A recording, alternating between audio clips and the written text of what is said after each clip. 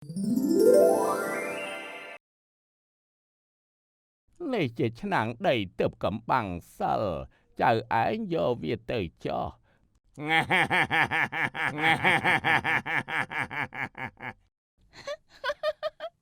អើយសុកអើយសុកនេះឬមហូបទឹករបស់លោកឯងនោះត្រីទាំងមូលមិនបានធ្វើស្រកាបន្លែស្ងោររលួយគ្មានគ្រឿងក្បាលកន្ទុយអីសោះ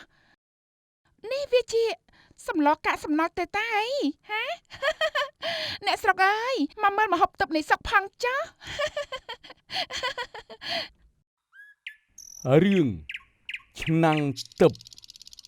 នៅភូមិដីដុះព្រះអាទិត្យរះឡើងខ្ពស់ត្រដែតទៅហើយតែយុវជនសុកនៅតែដេកននាលលើគ្រែក្រោមផ្ទះបិទភ្នែកស្រមុកមិនព្រមក្រោកទៅធ្វើស្រែចម្ការដូចអ្នកភូមិឡើយចរិតខ្ជិលច្រអូសរបស់គេល្បីល្បាញពេញភូមិរហូតដល់ថ្នាក់សូម្បីតែសត្វឆ្កែដើរកាត់ក៏ក្រវីក្បាលហួសចិត្តដែរអើយហើយមិនក៏ព្រឹកលឿនម្លេះ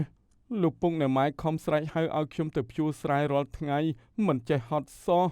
ហើយមនុស្សកើតមកគួរតែដេកស៊ីសប្បាយហើយមិនក៏ត្រូវហត់នឿយធ្វើការងារអីម្លេះប្រសិនបើមានមន្តអាគមអូមអាមអីណាធ្វើឲ្យខ្ញុំខ្លាចទៅជាសទ្ធិមិនបាច់ធ្វើការមិនដឹងជាល្អយ៉ាងណាទេនៅថ្ងៃដដែលនោះនៅឯភូមិគ្រឹះឈើដ៏ធំរបស់លោកមេភូមិកំពុងតែមានការជួបជុំអ្នកស្រុកយ៉ាងកកកុញលោកមេភូមិធំដែលជាមនុស្សមានទ្រព្យសម្បត្តិនិងយុត្តិធម៌បានឈរនៅកណ្ដាលវង់ដោយមានកូនស្រីបណ្ដូលចិត្តឈ្មោះម៉ូលីឈរក្បែរថ្ងៃនេះលោកមេភូមិប្រកាសរឿងសំខាន់បំផុតគឺការជ្រើសរើសកូនប្រសារប្រចាំគ្រួសារ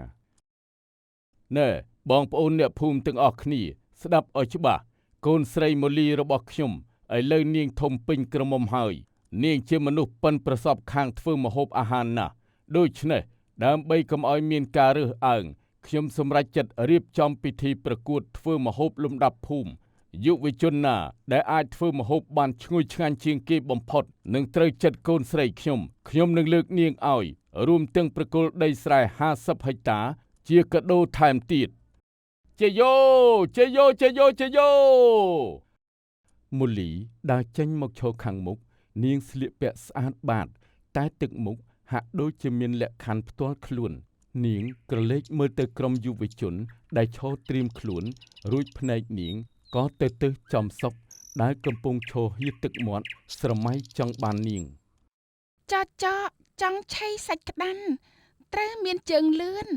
ខ្ញុំសូមបញ្ជាក់ជូនអ្នកភូមិនិងក្រុមយុវជនទាំងអស់ថាម្ហូបដែលខ្ញុំប្រឡងមិនមែនគ្រាន់តែយកសាច់ត្រីមកស្លនោះទេគឺត្រូវមានរសជាតិប្លែកឈ្ងុយឆ្ងាញ់ផងដែរហើយខ្ញុំស្អប់បំផុតគឺមនុស្សប្រុសខ្ជិលច្រអូសដែលចាំតែឆៃបាយស្រាប់មនុស្សប្រភេទហ្នឹងទោះបីជាយកមាសមួយធំម្ដងក៏ខ្ញុំមិនយកធ្វើជាប្តីដែរកុំដេកយល់សពអីសោះអូយមិនក៏សម្ដីនាងមុតដូចចុងលំពេងអញ្ចឹងដៀលខ្ញុំចំត្មងហើយតែនាងម៉ូលីពិតជាស្អាតខ្លាំងណាស់បើបាននាងជាប្រពន្ធមិនដឹងជាមានក្តីសុខយ៉ាងណាទេអាសុកអើយថែមទាំងបានដីស្រែទៀតតែបើឲ្យខ្ញុំទៅហាត់រៀនធ្វើម្ហូបហាលថ្ងៃហាលខ្យល់ផ្សែងហុយទលោមហូយខ្ញុំច្បាស់ជាហត់ស្លាំមិនខានទេគិតអ្មេចទៅអាសុកអើយដោយសារតែចង់បានម៉ូលីជាភរិយាផងតែខ្ជិលរៀនធ្វើម្ហូបដោយខ្លួនឯងផងសុកបែរជាគិតរកផ្លូវកាត់ដោយងាយស្រួលគេបានឮអ្នកស្រុកនិយាយតគ្នាថានៅលើកំពូលភ្នំថ្មាតមានលោកតាឥសីមួយអង្គមានមន្តអាគមខ្លាំងពូកែអាចប្រគល់របស់ទិព្វបានសុកចិត្តលះបង់ការដេកដើរលូនឡើងភ្នំទាំងលំបាកលំបិនដើម្បីទៅសុំរបស់ទិព្វជួយធ្វើម្ហូប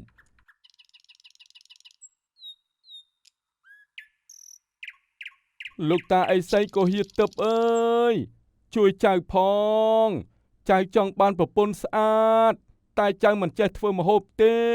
ហើយចៅក៏ខ្ជិលហាត់រៀនដែរសូមលោកតាប្រុសប្រទានមន្តអាគមឬឆ្នាំងទិព្វអ្វីមួយ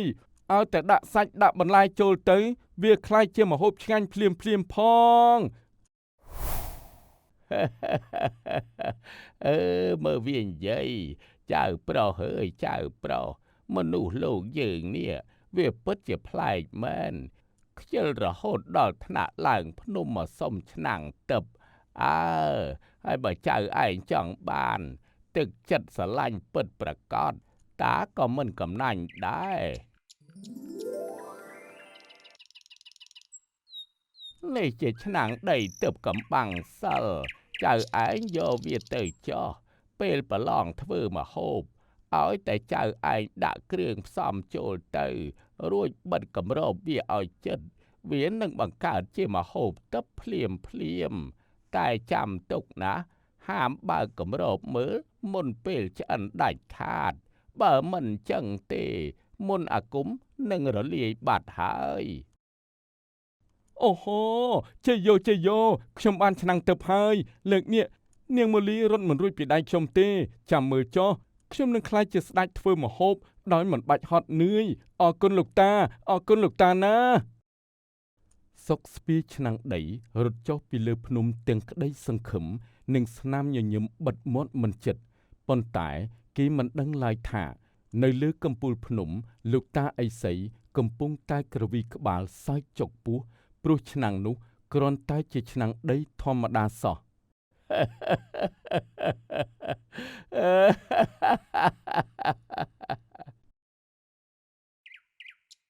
ថ្ងៃប្រកួតធ្វើម្ហូបដ៏ធំប្រចាំភូមិដីដុះបានឈានចូលមកដល់មើលចុះបងប្អូនអើយនេះសុកមហាកំពូលខ្ជិលប្រចាំភូមិក៏មកប្រឡងនឹងគេដែរតើមើលចុះគេយកតែឆ្នាំងដីចាស់ធ្លុះធ្លាយមួយមកកញ្ជើបន្លែមានតែតិចតួចសោះចង់មកប្រជែងយកកូនស្រីមេភូមិផងអីមិនចេះខ្មាស់គេសោះហើយដឹងអីគេថាអាក្រក់រូបក្រៅក្នុងចិត្តជាមាសឆ្នាំងខ្ញុំនេះចាស់មែនតែបើធ្វើម្ហូបចេញមកណាអ្នកទាំងអស់គ្នាឈ្ងុយក្លិនរហូតហៀទឹកមាត់មិនខានចាំមើលទៅលោកមេភូមិបានគោះកងប្រកាសចាប់ផ្ដើមភ្លាមយុវជនទាំងអស់ចាប់ផ្ដើមកាប់សាច់បុកគ្រឿងជះទឹកលាន់លឺសូរឆេវឆាវពេញទីលានផ្សែងបារីហុយត្រឡោមចំណែកមូលីដើរក្រឡេកមើលតាមចង្ក្រាននីមួយទាំងទឹកមុខមើងម៉ាត់លុះដើរមកដល់ចង្ក្រានរបស់សុកនាងក៏ទប់សំណាចមិនបានអូហូលោកកំឡោះសុកគេបុកគ្រឿងសឹងតែបាក់ត្បាល់អស់កម្លាំងហុញចុះលោកមកឆោតធ្វើភ្នែកព្រិចអប់ឆ្នាំងដីចាស់នឹងធ្វើអីបើមិនចេះធ្វើទេដើរចេញទៅដីផ្ទះវិញទៅក៏មកខាត់អស់អីអ្នកនាងមូលីកុំទាន់អាលវាយតម្លៃបងលឿនពេកបងគ្រាន់តែមិនចង់ធ្វើឲ្យវាហូរញើសដូចគេម្ហូបរបស់បងណាមិនបាច់បុកគ្រឿងឲ្យហត់ទេចាំមើលតែលទ្ធផលទៅបានហើយប្អូនស្រីទោះបីជាសម្ដីអួតក្អេងក្អាងមែនតែនៅក្នុងចិត្តសុកភ័យឡើងបែកញើសជោកខ្នងគេចាប់ផ្ដើមយកត្រីយកបន្លែត្រកួននិងគ្រឿងទេសដែលខ្លួនចេះតែបេះមកញាត់ចូលទៅក្នុងឆ្នាំងដីទាំងដុំដោយមិនបានកាប់ឬបុកគ្រឿងអ្វីឡើយរួចហើយគេប្រញាប់បិទគម្របឆ្នាំងដីឲ្យជិតដោយពាក្យលោកតាអីសីផ្ដាំលោកតាអីសីអើយជួយចៅផងណាឆ្នាំងដីទឹកអើយបង្ហាញមុនអាគមមកចុះជួយធ្វើឲ្យបន្លែនិងត្រីដុំនឹងคล้ายទៅជាសម្លម្ជូរគ្រឿងដ៏ឈ្ងុយឆ្ងាញ់បំផុតផងណាបើមិនចឹងទេចៅច្បាស់ជាត្រូវអ្នកនាងមូលីដៀលក្បាលកណ្ដាលវាលមិនខានទេពេលវេលាកន្លងផុតទៅ1ម៉ោងចង្ក្រានរបស់អ្នកដតីចាប់ផ្ដើមជះក្លិនឈ្ងុយសាច់មាន់សាច់ទាសម្លការីសម្លប្រហើរក្រអូបឈ្ងុយពេញភូមិប៉ុន្តែចម្លែកអីតែចង្ក្រានរបស់សុកបិទគម្របជិតឈឹងគ្មានជះក្លិនអ្វីចេញមកបន្តិចសោះឡើយសុកចាប់ផ្ដើមអង្គុយមិនសុខភ្នែកលបសម្លឹងមើលគម្របឆ្នាំងចង់តែបើកមើលតែនឹកឃើញពាក្យលោកតាអីសីហាមដាច់ខាតទើបគេខំទ្រាំអត់ធ្មត់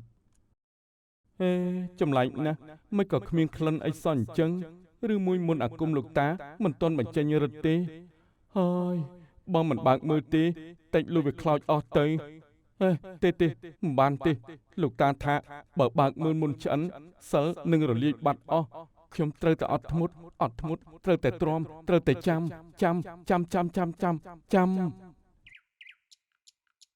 ទីបំផុតម៉ោងប្រកួតបានបញ្ចប់លោកមេភូមិនិងមូលី ព្រមទាំងគណៈកម្មការចាស់ទុំបានដើរមកភ្លក់ម្ហូបម្ដងមួយចង្ក្រានគ្រប់គ្នាបានសរសើរម្ហូបយុវជនដទៃថាឆ្ងាញ់និងមានសោភ័ណភាពល្អរហូតដល់ដើរមកដល់ចង្ក្រានចុងក្រោយគឺចង្ក្រានរបស់សុកអូអាសុកហើយម្ហូបឯងនេះណាអ្មិនក៏បិទចិត្តឈឹងបែបហ្នឹងក្លិនក៏គ្មានដែរបាទលោកមេភូមិនេះជាម្ហូបទឹកពិសេសបំផុតឥឡូវដល់ពេលឆ្អិនហើយខ្ញុំសូមបើកគម្របជូនទស្សនានិងភ្លក់រសជាតិហើយទៀនសុកចាប់ផ្ដើមបើកគម្របឡើងម្ហូបគេគ្មានផ្សែងគ្មានក្លិនក្រអូបមានតែទឹកសម្លរាវៗនិងត្រីមួយដុំអណ្ដែតឡើងមើលទៅគួរឲ្យអស់សំណើចខ្លាំងបំផុត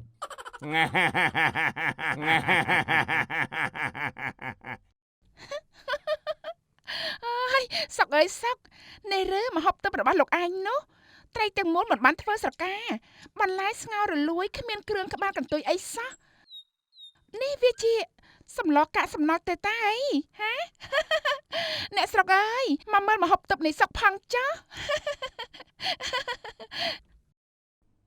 សុកឈរធ្លាក់ចង្កាភ្នែកស្លើតសម្លឹងមើលម្ហូបក្នុងឆ្នាំងទាំងហួសចិត្តឆ្នាំងទឹកមិនបានជួយអ្វីគេឡើយគេត្រូវចាញ់ការប្រកួតទាំងអាម៉ាស់មុខបំផុត